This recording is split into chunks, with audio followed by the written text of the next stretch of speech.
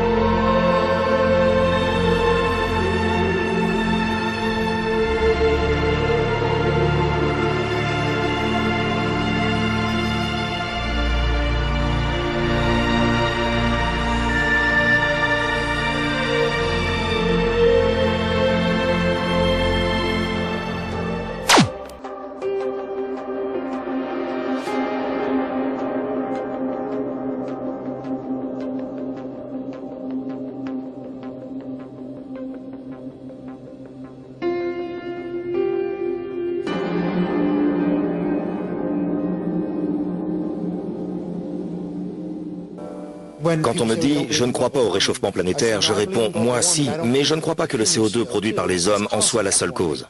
Si vous m'aviez posé la question il y a quelques années, je vous aurais dit c'est le CO2. Pourquoi? Parce que, comme tout le monde, j'écoutais ce que disaient les médias. Les nouvelles du réchauffement planétaire provoqué par l'homme dont les médias nous inondent semblent chaque jour plus extraordinairement apocalyptiques.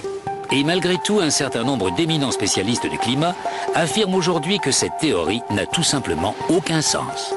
Il y a eu des périodes dans l'histoire de la Terre lors desquelles la quantité de CO2 était 3 fois plus élevée qu'aujourd'hui, 10 fois plus élevée même. Si le CO2 avait un effet aussi capital sur le climat, ça apparaîtrait sur la courbe des températures.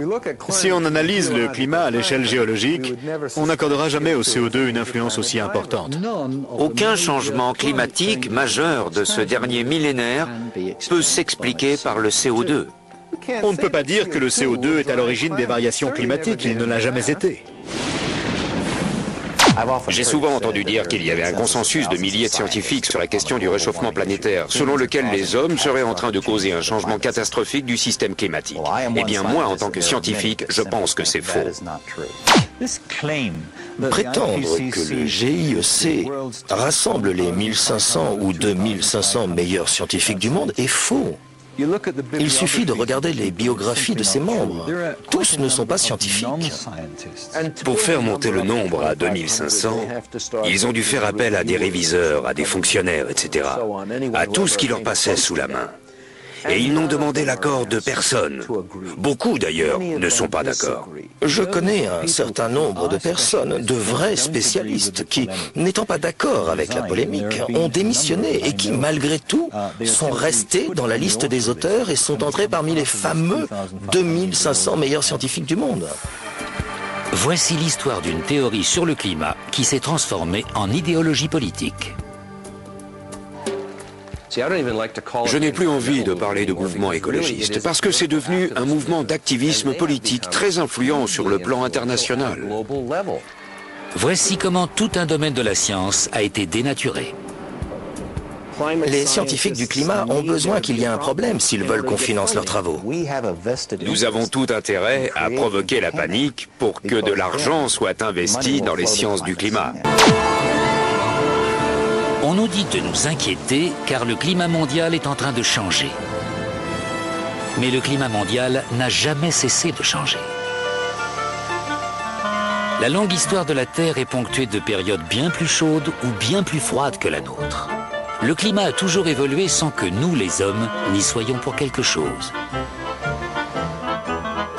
La tendance actuelle au réchauffement remonte à il y a au moins 200 ans. Elle suit une période très froide de l'histoire de la Terre que les climatologues appellent petit âge de glace. Au XIVe siècle, l'Europe est entrée dans le petit âge de glace. Et durant les hivers les plus durs et les plus rigoureux de cette période-là, la Tamise gelait. Avant le petit âge de glace, a eu lieu une période de douceur, lors de laquelle les températures étaient plus chaudes qu'aujourd'hui. Une période que les climatologues appellent optimum médiéval. En Europe, elle correspond au temps des bâtisseurs de cathédrales. Il est important de comprendre que le climat au Moyen-Âge a permis un tout nouveau style de vie. De nos jours, on s'imagine que le réchauffement aura des conséquences apocalyptiques, mais en fait, quand on décrit cette période médiévale de chaleur, elle est toujours associée à la richesse. En remontant encore le temps, au-delà de l'optimum médiéval, on découvre d'autres périodes chaudes, dont une très longue durant l'âge de bronze et l'âge de pierre, que les géologues appellent optimum climatique Holocène. Les températures étaient alors sensiblement supérieures aux températures actuelles, et cela durant 3 millénaires. Les variations climatiques du passé étaient de toute évidence naturelles. Alors pourquoi serait-ce différent aujourd'hui? Selon la théorie du réchauffement planétaire généré par l'homme, le dioxyde de carbone émis par l'industrie fait grimper les températures. Mais qu'est-ce qui le prouve? Quiconque affirmant que le dioxyde de carbone est le responsable majeur du réchauffement planétaire du XXe siècle n'a pas vu les chiffres élémentaires. Ces 150 dernières années, la température de la planète a augmenté d'un peu plus d'1,5 degré Celsius. Mais curieusement, ce réchauffement a principalement eu lieu au début du XXe siècle, entre 1905 et 1940, au moment où la production industrielle était relativement faible. Puis après 1940, le climat s'est rafraîchi. Voici un relevé des températures de l'Arctique au cours du XXe siècle. Durant le boom économique de l'après-guerre, les températures s'effondrent. Et paradoxalement, elles cesseront de décroître seulement lors de la crise économique des années 1970. Très clairement, le CO2 ne peut pas causer les changements de température. Il en est le produit. Il suit les changements de température. Les mesures réalisées grâce au forage de la calotte glaciaire nous conduisent au cœur même du problème. On dit que la température montera si le taux de CO2 en tant que gaz à effet de serre augmente dans l'atmosphère. Mais les forages font la démonstration inverse. Ils prouvent que l'hypothèse fondamentale de la théorie du changement climatique due à l'homme est fausse. Pour nombre de scientifiques, la conclusion s'impose. Le soleil gouverne le climat. Le CO2 ne compte pas. Alors pourquoi, si tel est le cas, nous assène-t-on constamment, jour après jour, que le réchauffement planétaire est le fait de l'homme? Tout ce qu'il y a de vert dans cette affaire, ce sont les billets. Notre planète est totalement aux abois. Notre espèce est désormais incontrôlable. La discussion du sujet a commencé avec Margaret Thatcher. Elle s'est toujours beaucoup impliquée dans la promotion de l'énergie nucléaire. Je m'en souviens puisque j'ai été secrétaire d'État à l'énergie. Et cela bien avant que l'on parle du problème du changement climatique. Parce qu'elle s'inquiétait pour la sécurité de l'énergie. Et que ni le pétrole, ni le syndicat national des mineurs ne lui inspiraient confiance. Elle ne croyait ni au pétrole, ni au charbon. Elle pensait donc que nous devions continuer à développer l'énergie nucléaire. Puis, quand la théorie du réchauffement climatique planétaire est apparue, elle a pensé « c'est parfait ». Voilà un nouvel argument en faveur du nucléaire, puisque cette énergie-là ne créait pas d'émissions de CO2. Tel était son propos, qui depuis a été quelque peu déformé. Elle s'est donc rendue à la Royal Society, l'Académie britannique des sciences, et a dit « il y aura de l'argent à la clé si vous prouvez cette théorie ». Alors forcément, ils l'ont prouvé. Inévitablement, dès lors que les politiques soutiennent une cause et y associent leur nom d'une manière ou d'une autre, l'argent afflue. C'est ainsi. Et inévitablement, les institutions de recherche et de développement se sont mises à bouillonner, si je puis dire. Elles allaient étudier le climat, mais en mettant un accent particulier sur la relation entre le dioxyde de carbone et la température. En 1988, à la demande de Madame Thatcher, le Met Office met en place une équipe de modélisation climatique qui constituera plus tard la base d'un nouveau comité international baptisé GIEC, le groupe d'experts intergouvernemental sur l'évolution du climat. Et le premier grand rapport qu'ils ont publié prévoyait une catastrophe climatique provoquée par le réchauffement planétaire. Je me souviens de la conférence destinée à la presse scientifique à laquelle j'ai assisté. J'étais frappé par deux choses. Premièrement, la simplicité et l'éloquence du message, ainsi que l'énergie avec laquelle il nous était transmis. Et deuxièmement, le mépris total de toutes les découvertes climatologiques réalisées jusqu'alors, y compris le rôle du Soleil, qui pourtant avait été au centre d'une réunion importante de la Royal Society quelques mois plus tôt.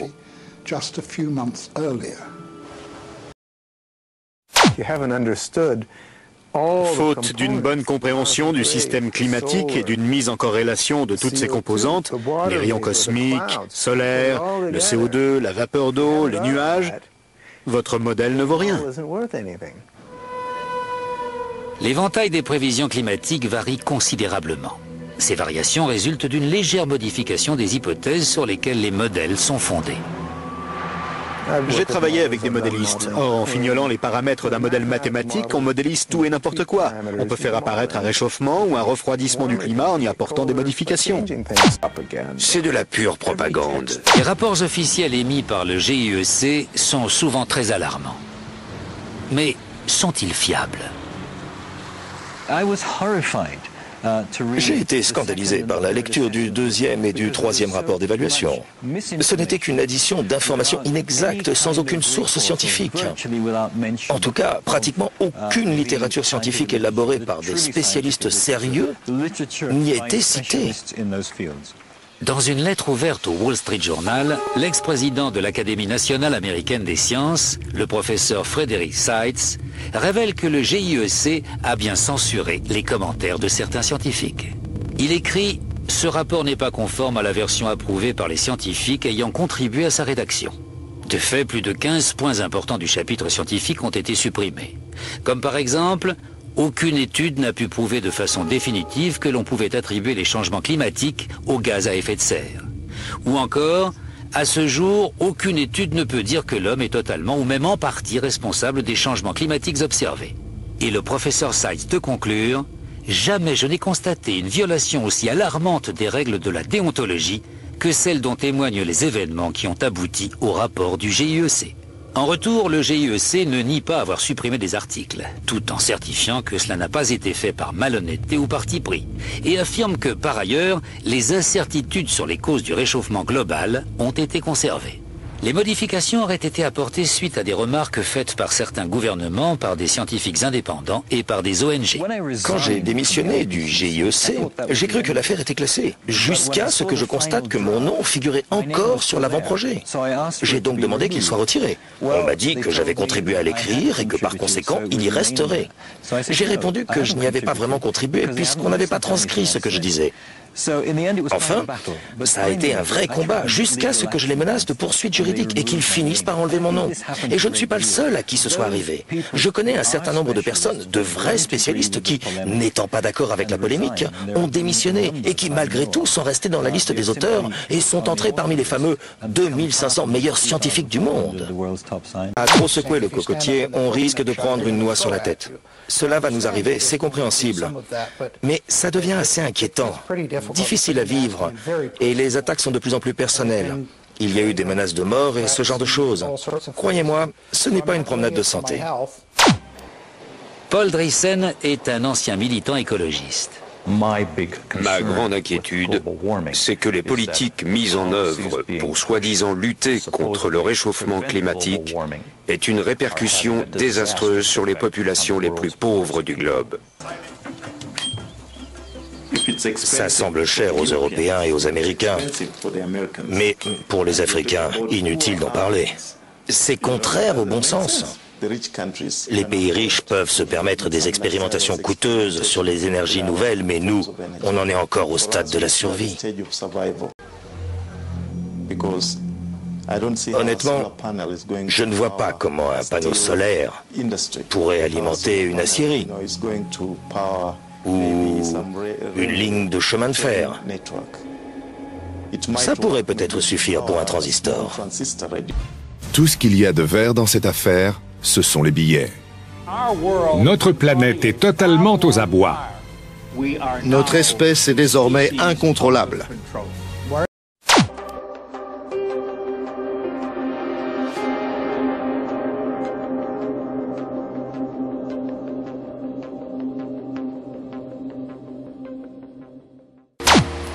L'effet de serre n'est qu'une composante du système climatique de la Terre. Et le CO2 est un gaz à effet de serre relativement mineur. L'atmosphère se compose d'une multitude de gaz dont un petit pourcentage s'appelle gaz à effet de serre. Et 99% de ce tout petit pourcentage est de la vapeur d'eau, le gaz à effet de serre le plus important. La vapeur d'eau est un gaz à effet de serre de loin le plus important.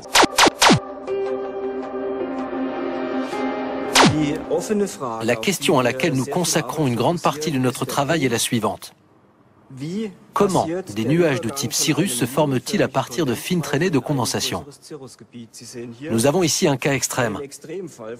Il s'agit d'une photo satellite de l'Europe centrale prise en 1995. En haut de l'écran, on voit le Danemark. Ici en bas les Alpes et l'Allemagne au centre. Toute l'Allemagne est tapissée de traînées de condensation. Entre ces traînées se trouvent des zones de couleur blanche.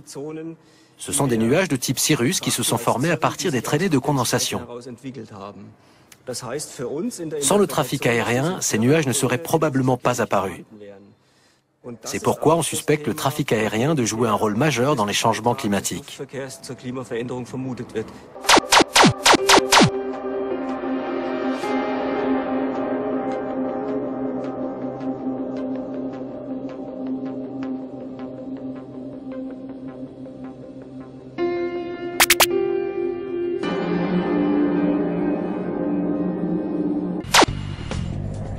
L'idée serait d'exploiter 3 aéroports existants situés près de l'équateur.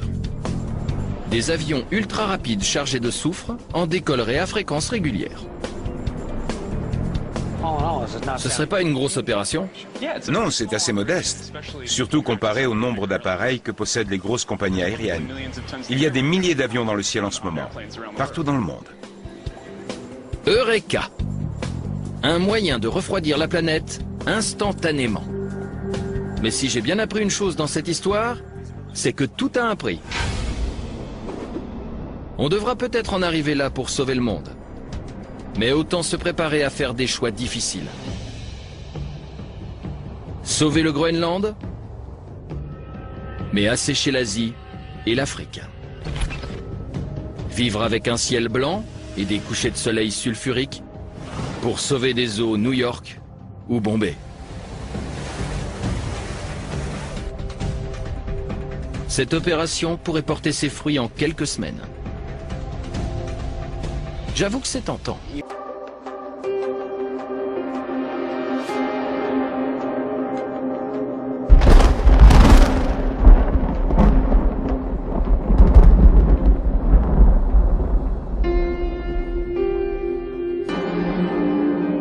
Et grâce aux télescopes qui nous permettent aujourd'hui de voir bien au-delà du système solaire, nous avons commencé à comprendre que notre monde fait partie intrinsèque d'une galaxie toujours en mouvement.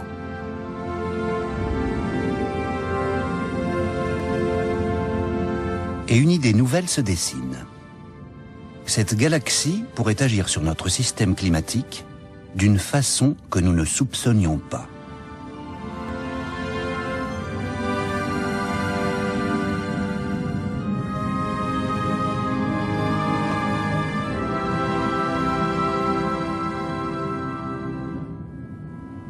Depuis plus de 10 ans, le physicien danois Henrik Svensmark travaille sur une nouvelle théorie du climat qui pourrait remettre en cause notre compréhension du changement climatique.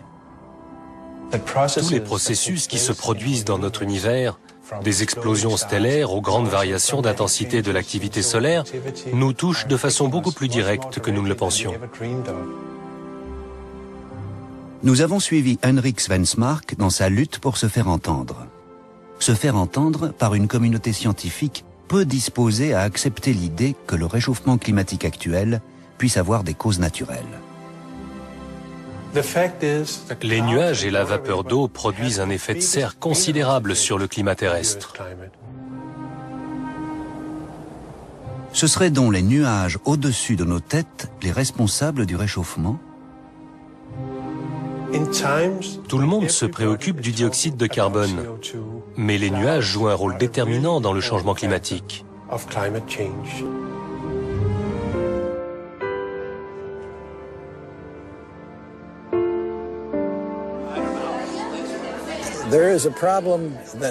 Nous sommes confrontés à un problème somme toute récurrent. Les idées novatrices sont rarement bien acceptées par les milieux scientifiques. Et ça, d'autant plus lorsqu'elles proviennent de quelqu'un de jeune et d'inconnu dans le domaine de recherche concerné. Il peut alors avoir beaucoup de mal à faire publier ses travaux. Notre théorie peut se résumer ainsi. Au lieu de considérer les nuages comme étant le résultat du climat terrestre, il faut inverser les choses et voir le climat comme le résultat des changements dans la couverture nuageuse.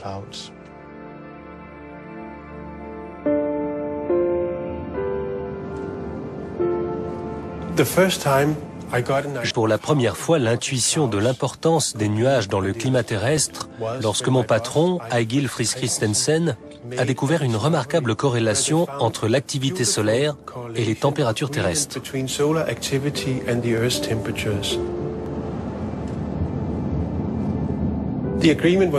La corrélation était si forte que ça ne pouvait pas être une coïncidence. Ça m'a encouragé à chercher dans cette voie et à prendre en compte les nuages dans ma recherche d'une explication.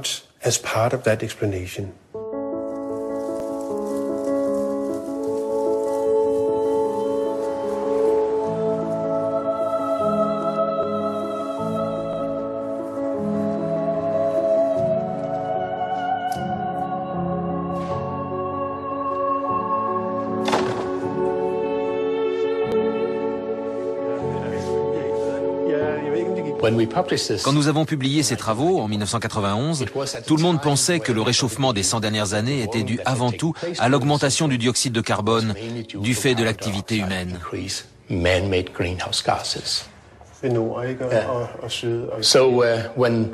La communauté scientifique a donc été très surprise de découvrir la corrélation quasi parfaite entre les variations de l'activité magnétique solaire et la température terrestre.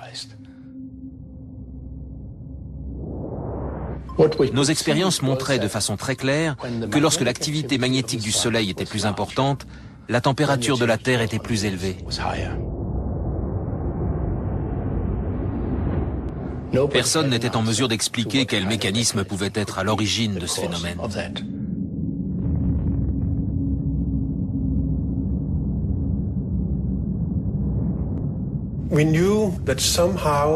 Nous savions que d'une manière ou d'une autre, l'activité magnétique du Soleil devait avoir un effet, direct ou indirect, sur le climat terrestre.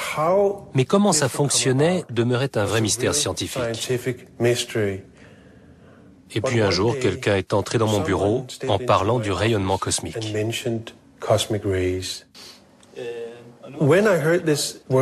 Lorsque j'ai entendu ce terme, j'ai immédiatement pensé à une expérience que j'avais faite au lycée, dans ce qu'on appelait une chambre à nuages. À l'intérieur de cette chambre, l'air est supersaturé, et quand les particules des rayons cosmiques le traversent, ça produit une chaîne de gouttelettes qui forment comme un petit nuage. Avec cette image en tête, je me suis dit, et si le rayonnement cosmique était responsable de la formation des nuages? Et si le Soleil, avec son champ magnétique, était capable de modifier la couverture nuageuse de la Terre? Nous aurions alors une parfaite explication du changement climatique. Le Soleil en serait le principal responsable, par le biais des nuages que nous voyons chaque jour dans le ciel.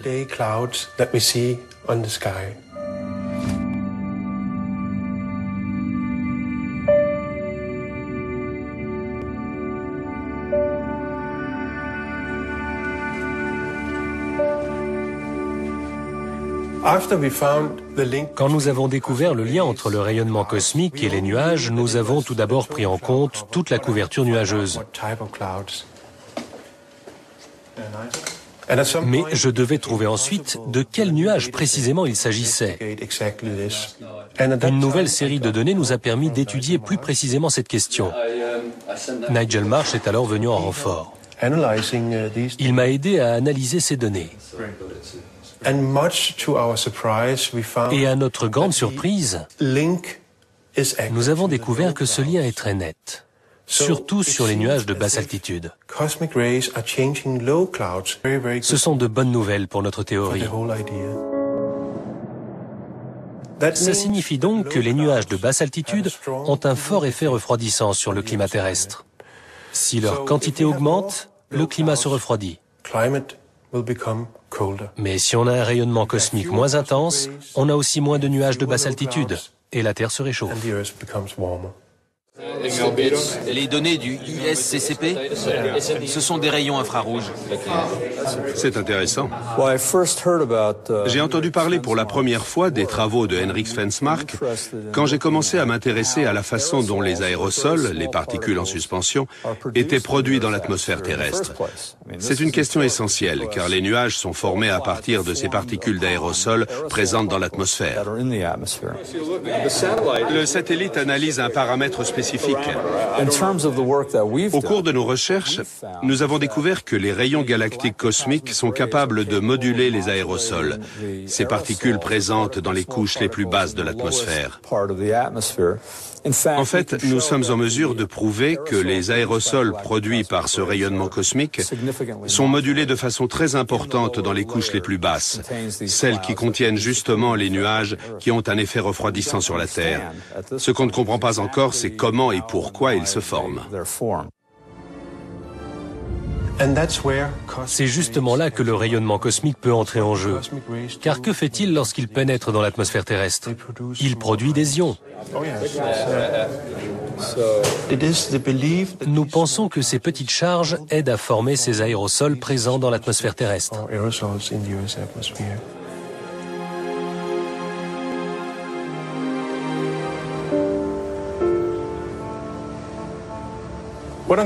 Je vais vous parler du rayonnement cosmique. Ce sont des particules chargées d'énergie. Elles pénètrent dans l'atmosphère terrestre et on est même capable de les mesurer. Quand l'activité solaire est à son maximum, on constate que peu de rayons cosmiques pénètrent dans l'atmosphère terrestre. Ça s'explique par le fait que le Soleil a alors un champ magnétique très puissant. Les particules présentes dans l'espace galactique ont beaucoup de mal à entrer dans le système solaire.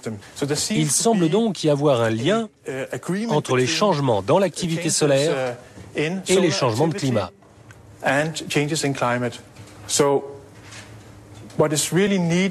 Il faut donc que nous arrivions à prouver de façon expérimentale si oui ou non ce lien existe et comment il fonctionne. Tout laisse à croire que nous serons bientôt en mesure de pratiquer prochainement une expérience de ce type. J'aimerais juste dire que cette expérience est excessivement mal conçue et témoigne d'une méconnaissance totale de la façon dont se comportent les nuages. Quel que soit l'angle sous lequel on la considère, elle est très mal conçue et ne vous apprendra rien sur ce qui se passe dans l'atmosphère. Je ne suis pas d'accord. Je précise que les gens qui travaillent avec nous sont des experts en aérosols et en chimie atmosphérique. Ils savent donc de quoi ils parlent. Et je sais qu'eux aussi seront en désaccord avec vous. Je sais qu'il y a des points de vue différents sur la question, mais le vôtre est extrême.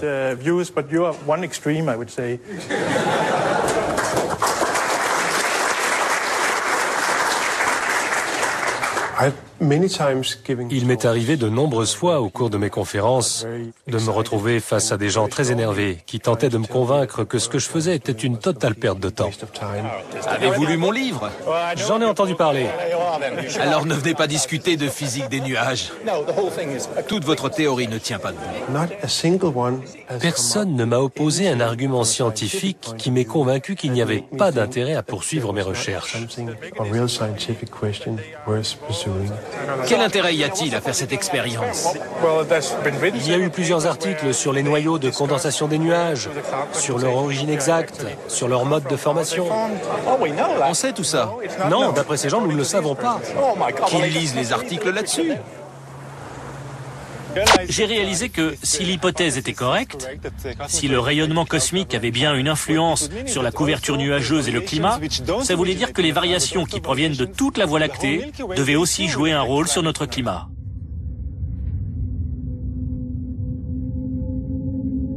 Je m'intéresse à l'astronomie depuis l'enfance. C'est pour ça que je suis devenu astronome. J'ai toujours aimé la Voie lactée. J'aime sortir dans la nuit et admirer la merveilleuse galaxie dans laquelle nous nous trouvons. C'est là que nous vivons. Tout ça a une influence sur nous, sur le climat de la Terre. Et ça doit être pris en compte si on veut comprendre les variations climatiques du passé.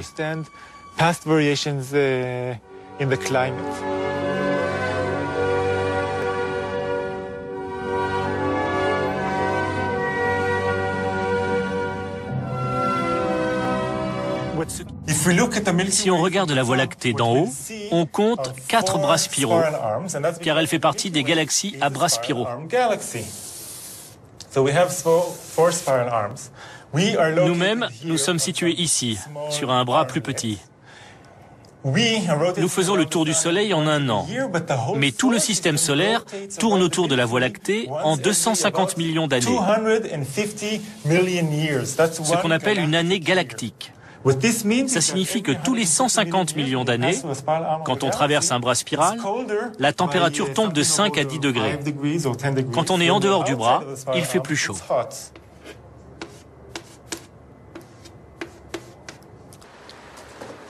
J'ai travaillé en collaboration avec Jan Weiser et nous avons reconstitué les températures terrestres. On a découvert que la température était plus froide de 5 à 10 degrés quand on était à l'intérieur d'un bras spiral de la galaxie. Personne n'avait mis ça en évidence avant, et nous étions très surpris. Mais le plus intéressant, c'est que ça signifie que le rayonnement cosmique est le facteur le plus important pour le climat de la Terre, du moins à l'échelle géologique. Et la seule explication qu'on puisse donner à ça est la théorie de Svensmark sur la couverture nuageuse. Quand on compare les données géologiques et les données astronomiques, voilà ce que ça donne. Vous pouvez constater qu'il y a une correspondance. La courbe noire représente la reconstruction géologique des températures sur la Terre sur la base des données géochimiques de Jan Weiser. Et en rouge, vous avez la variation de l'intensité du rayonnement cosmique. Quand on voit ces deux courbes, on constate une très forte corrélation. Statistiquement, c'est très parlant. Mais même sans se plonger dans les chiffres, devant ça, on voit tout de suite que c'est très significatif. Quand on fait une expérience, il y a toujours une part d'incertitude, car on remet en question tout ce qu'on fait. On se demande si c'est la bonne façon de procéder. Mais nous avons été très méticuleux. Et nous avons soumis nos idées au plus grand nombre possible de tests. Je pense sincèrement que nous avons découvert un mécanisme très important. Et la façon dont il fonctionne nous a tous surpris.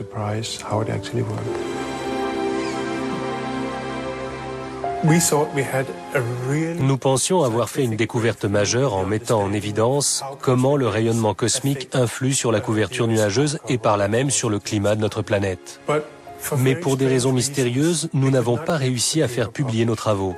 Nous les avons présentés à 4 reprises à plusieurs revues scientifiques, mais nous n'avons pas réussi à faire publier nos résultats.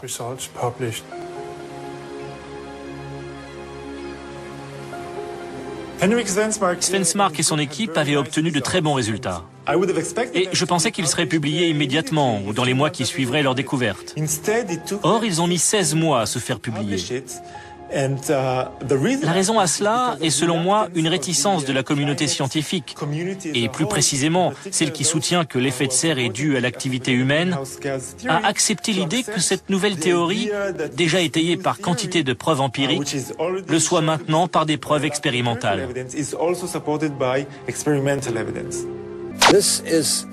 Ce sujet prend une nouvelle dimension, car le réchauffement climatique est devenu un enjeu politique. Ça devient soudain politiquement incorrect. Aux États-Unis, il y a de très bons travaux de recherche sur le réchauffement climatique qui ne sont pas publiés uniquement parce que quelqu'un en a décidé ainsi. Après plus d'1 an d'attente, nous avons réussi à faire publier nos travaux dans la revue de la Royal Society.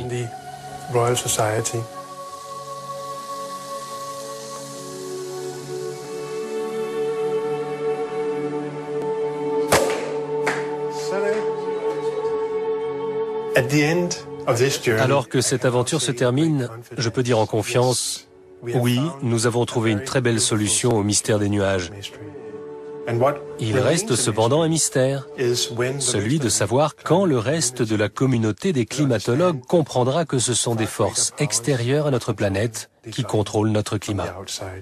Ces idées montrent que la Terre n'est pas une petite île isolée flottant dans l'univers.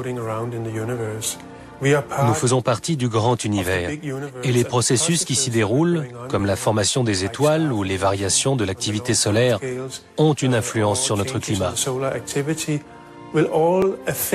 Et tous ces facteurs peuvent produire des changements considérables.